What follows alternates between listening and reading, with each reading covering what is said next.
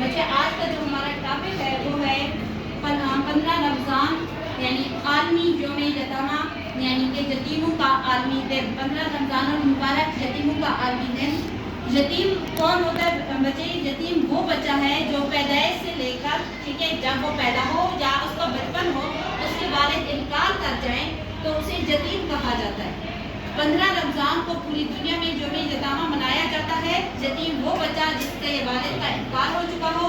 اسلام ہمیں سکھاتا ہے کہ یتیم بچوں کے ساتھ پیار سے پیش آئیں، ان کی مدد کریں اور انہیں اپنے جیسا سمجھیں۔ حضرت محمد صلی اللہ علیہ وآلہ وسلم جو کہ ہمارے پیارے نبی اور آخری نبی ہے، وہ بھی جب اس دنیا میں تشریف لائے، پیدا ہوئے، ان کی پیدائش ہوئی تو اس وقت ان کے والد انتقال کر چکے تھے۔ تو آپ صلی اللہ علیہ وآلہ وسلم بھی اس دنیا میں یتیم پیدا ہوئے۔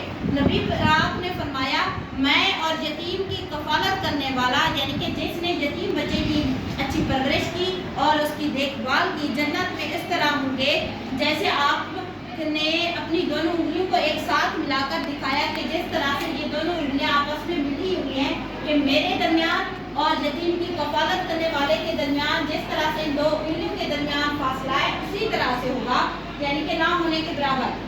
یہ دن ہمیں یہ سبق دیتا ہے کہ ہم دل کھول کر دوسروں کے لیے آسانیاں پیدا کریں اور یتیم ہمارے ارد گرد جتنے بھی موجود ہیں ان کی دیکھ بھال کریں اور ان کی ضروریات کو پورا کریں۔ اللہ تعالیٰ ہم سب کو نیک اعمال کرنے، غریبوں کی مدد کرنے، یتیموں کی دیکھ بھال اور پرورش کرنے کی توفیق عطا فرمائے۔ آمین ثم آمین۔